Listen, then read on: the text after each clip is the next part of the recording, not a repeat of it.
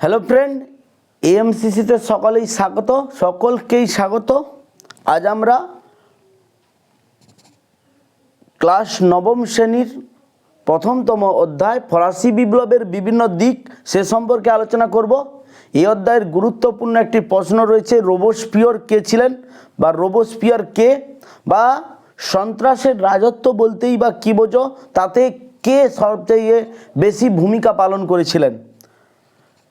ফ্রান্সে যে সন্ত্রাস চলেছিল তার প্রধান যে পরিচালক ছিলেন তিনি ছিলেন রোবোস্পিয়র। এই ব্যক্তি ছিলেন জ্যাকোবিন দলের একজন প্রধান নেতা। তার নেতৃত্বেই 1793 থেকে 1794 খ্রিস্টাব্দ পর্যন্ত, অর্থাৎ জুন মাস থেকে 94 খ্রিস্টাব্দ পর্যন্ত যে চরম সন্ত্রাসবাদী কার্যকলাপ চলেছিল, ইতিহাসে আমরা সেটাকেই সন্ত্রাসের রাজত্ব হিসাবে জানি। ফরাসি সম্রাট ষোড়শ লুই তার যখন প্রাণদণ্ড হয় 1793 খ্রিস্টাব্দে, তখন থেকে ফ্রান্সের আভ্যন্তরে এবং বৈদেশিক ক্ষেত্রে একটা ভয়ঙ্কর পরিস্থিতি সৃষ্টি হয়েছিল।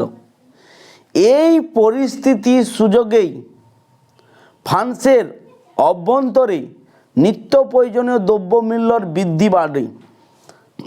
যেসব জিনিসপত্র সাধারণ মানুষের কাছে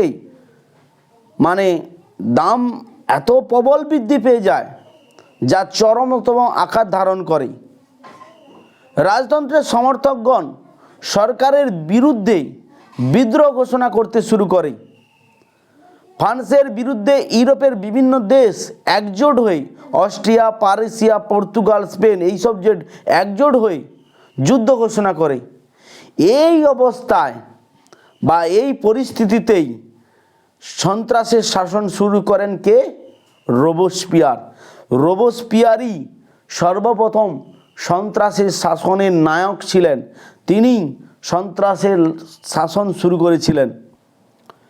লাল সন্ত্রাসের শুরু 1793 খ্রিস্টাব্দের 2রা জুন। কি হয়েছিল না, রোবোস্পিয়র কি করেছেন, তার বিরুদ্ধে অর্থাৎ রোবোস্পিয়রের বিরুদ্ধে যত বিপ্লবী ছিল বা প্রতিদ্বন্দ্বী ছিল তাদেরকে তিনি গিলোটিন যন্ত্রে হত্যা করেছিলেন। গিলোটিন যন্ত্রটা কি না, গিলোটিন যন্ত্র হচ্ছে, দেখো তোমরা এই ছবিটা দেখতে পাচ্ছ, এই উপরে একটা ধারালো ছড়া রয়েছে, এইখানে হচ্ছে মানুষের মাথাটাকে ঢুকিয়ে দেওয়া হতো, তারপরে এই দড়িটিকে ছেড়ে দিলে সেই মাথাটি কাটা হয়ে যেত। অর্থাৎ যেসব প্রতিদ্বন্দ্বী বা বিদ্রোহী রোবোস্পিয়রের বিরুদ্ধে বিদ্রোহ ঘোষণা করত তাদেরকে এই গিলোটিনে পুড়ে তাদেরকে শিরচ্ছেদ অর্থাৎ তার মস্তককে আলাদা করা হতো। এই ঘটনাটি লাল সন্ত্রাস নামে পরিচিত, অর্থাৎ মানুষের রক্তে যে ঘটনা বা সন্ত্রাস সেটি লাল সন্ত্রাস নামে পরিচিত ছিল। অনেক দিন ধরে রোবোস্পিয়র, প্রায় বছর খানেক ধরে রোবোস্পিয়রের এই সন্ত্রাস তার নিজের দলের লোকও মেনে নিতে পারেনি। এছাড়াও জিরোন্ডিন বা অন্যান্য যেসব দলের সদস্যরা তার এই পন্থাকে সবাই সাদরে গ্রহণ করেননি। তারা বুদ্ধি করে রোবোস্পিয়রকে বন্দি করে 27শে জুলাই 1794 খ্রিস্টাব্দে। পরের দিন 28শে জুলাই গিলোটিনে অর্থাৎ তারই যন্ত্রে তাকে রোবোস্পিয়রকে শিরচ্ছেদ করে এই লাল সন্ত্রাসের শেষ করেন।